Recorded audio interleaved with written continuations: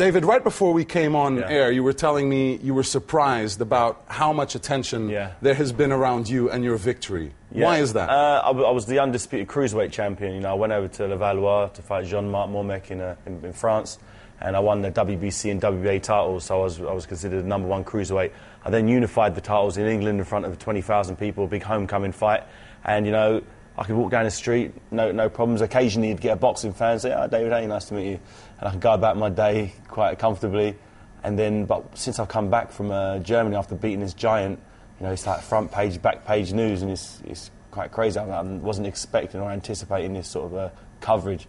We have seen you all over the English media, but obviously you want to go bigger than that now that you are a heavyweight champion. What are your plans to break into the States, maybe, that's the biggest market? Just to fight the best possible opposition, you know, fight guys that the paying public want to see and give them good entertaining nights. You know, first off, I thought the biggest, as you said, tallest champion in history, you know, 315 pounds, he was humongous.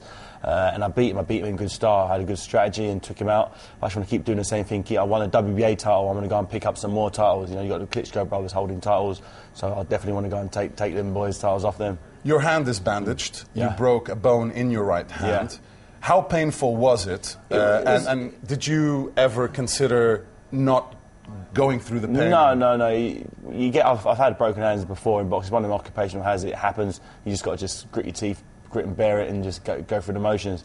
It happened, I think, in the second round. I hit him with a right hand that would ordinarily knock out an opponent. It was my trademark haymaker, but big round hand on the button, hit him right in the jaw.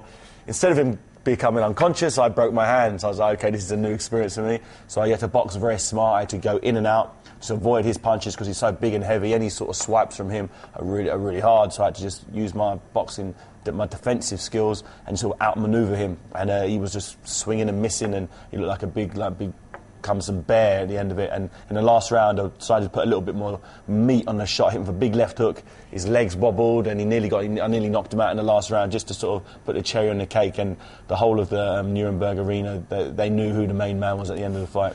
Now, there's been a lot of hype about this fight all over Europe, and many people have hailed your strategy throughout the bout to get the best out of this giant, as you called him. But there have been other people who have criticized the way the fight developed and how not much happened. Frank Warren, the British boxing promoter, said it was an awful spectacle and that Valuev really wasn't that good. How do you respond Ironically, to that? Before the fight, he said Valuev would knock me out. So he picks and chooses when he wants to. You know, before the fight, he said that I wasn't big enough, and my chin wasn't good enough. Valuev was going to walk straight through me. After I embarrassed him and make him look stupid, he then says, "Okay, well, the guy wasn't very good." You know, I don't really listen to the naysayers. The people who say that normally got their own agenda. I just listen to the people who know about boxing, and they all thought they all had me winning the fight clearly. The judges in Germany, you know, 2 of the 3 had me winning 8 of the 12 rounds, and to get a judge in a foreign country to vote that you've won 8 of the 12 rounds, you really have to put on a masterclass, and that's what I did. I wanted to talk about the challenger that's coming up next, obligatory challenger, John Ruiz. John Ruiz, Also, how much do you want to fight one of the Klitschko brothers? Because a lot of people are saying that that's the standard that you've got to go to next. First off, John Ruiz, he's a tough customer. You know, he's a former world champion. He's been a world champion on numerous occasions.